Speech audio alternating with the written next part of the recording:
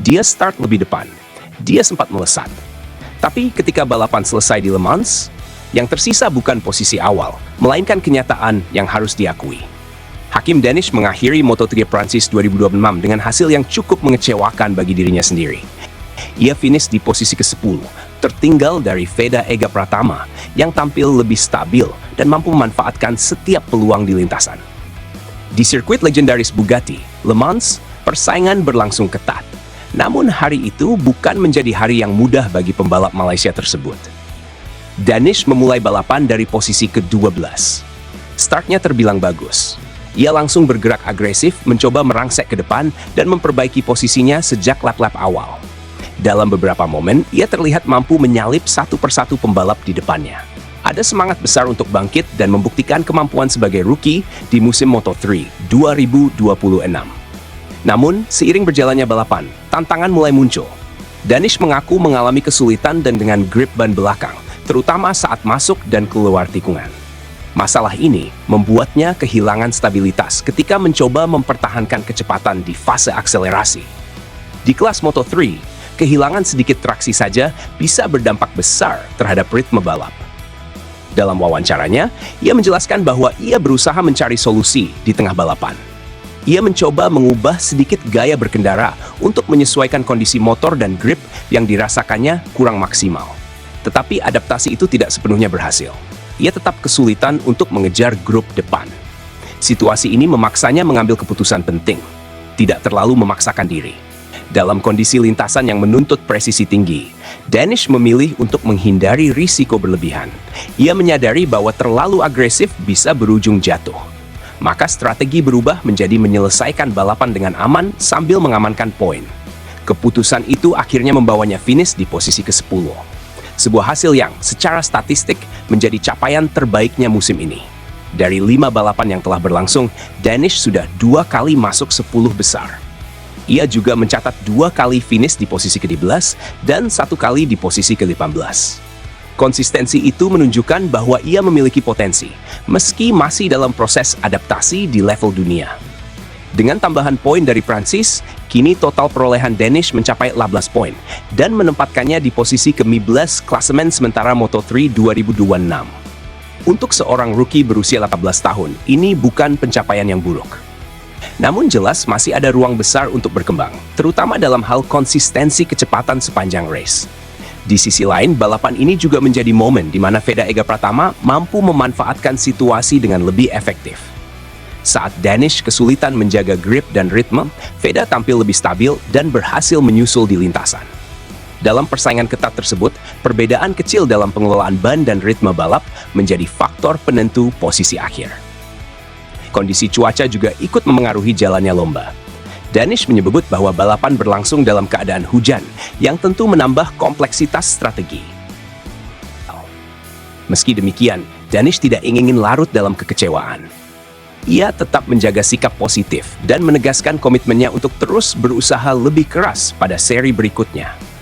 Fokusnya kini beralih ke sirkuit Catalunya, yang akan menjadi tantangan selanjutnya pekan depan. Ia berharap dapat menemukan setup yang lebih sesuai dan kembali tampil kompetitif. Pernyataannya menunjukkan mentalitas seorang pembalap yang sedang berkembang. Ia mengakui kesulitan, memahami keterbatasan saat ini, namun tidak menyerah pada keadaan.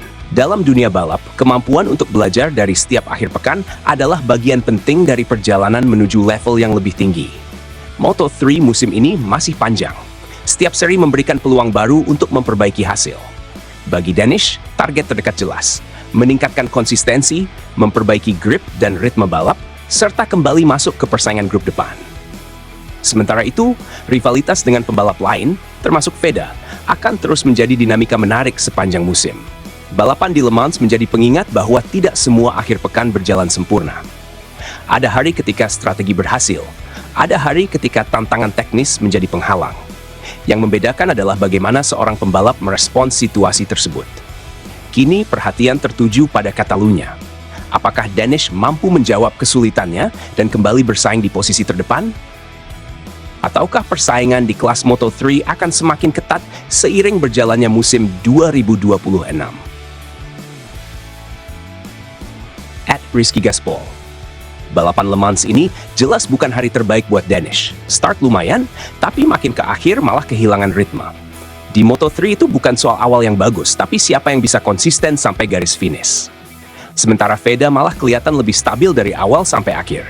@Mika Racing ID. Finish ke-10 itu sebenarnya masih poin.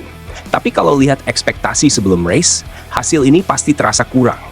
Danish kelihatan terlalu sering fight sama motornya sendiri.